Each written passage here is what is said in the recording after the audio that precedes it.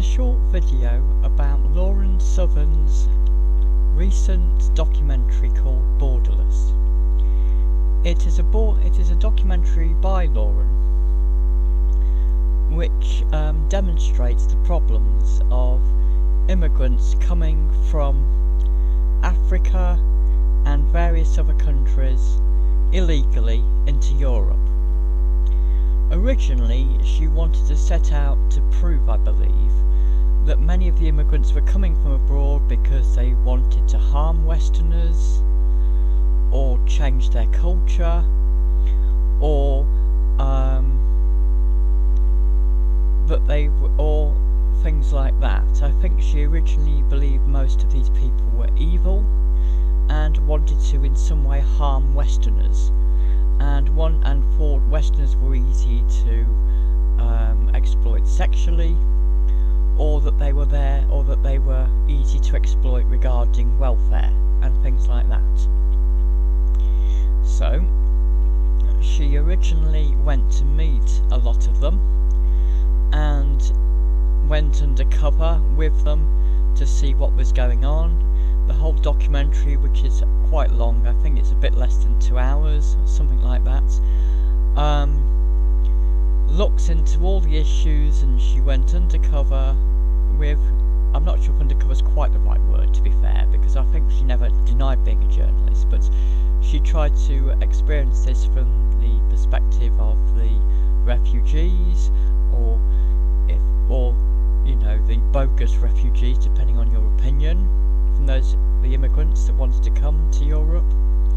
And so she met a lot of them, talked with them, and also hid with them against trying to hide herself from the authorities, being with the refugees, to sort of follow sort of the path that the refugees were following.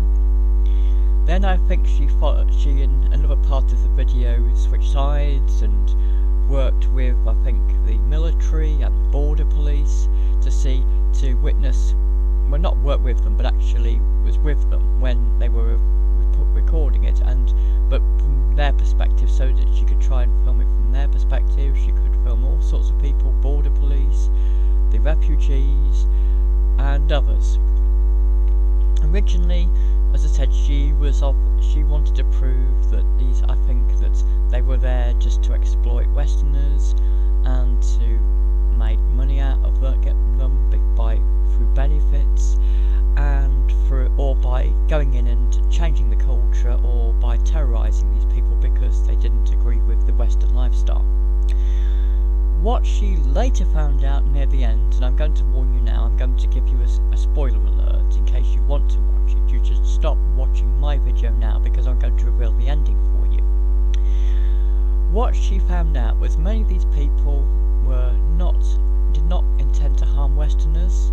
They didn't even want any financial benefits from Westerners. They just wanted jobs. They just wanted to come to Europe and do jobs which they hoped they would get, because they thought they might be more talented than some of the Westerners that would be applying for these jobs. So they thought that if they went to Europe, they believed it was a paradise. They thought everybody lived in a house. They thought that everybody had a good job, everybody had a good salary, and everybody had a good car. And they thought it would be paradise. They thought once they got into Europe, they would have no trouble getting a good job. I think they were just deluded, and they had been sold a dream by a lot of traffickers that were encouraging these immigrants to leave.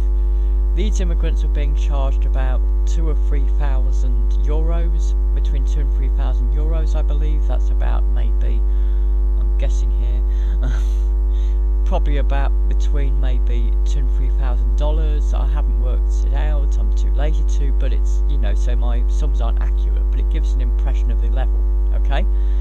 And these people believed it. They believed that if they went to Europe, they would have top jobs, top accommodation, everything. And they've been told that this would happen by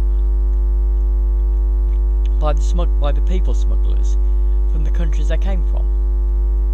So many of these people went along, and they were told to tear up their passports, because they were told if they tore up their passports and got into Europe, they couldn't be deported, because they wouldn't know what country to deport them back to.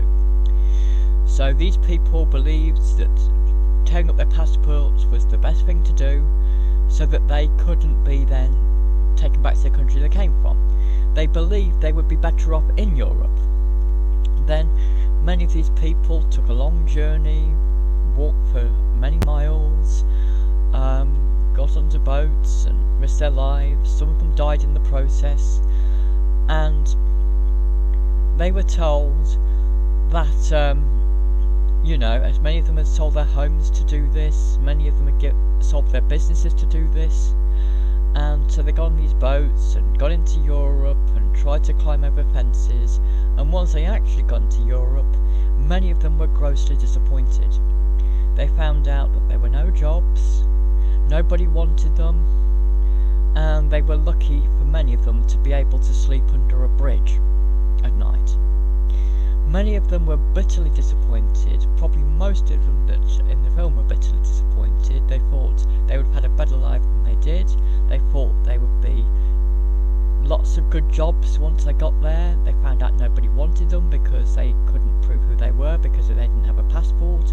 They had been told to destroy their passports so they couldn't be deported, so they did. And because they didn't have a passport, employers didn't want to know, because they didn't want any problems with the immigration system.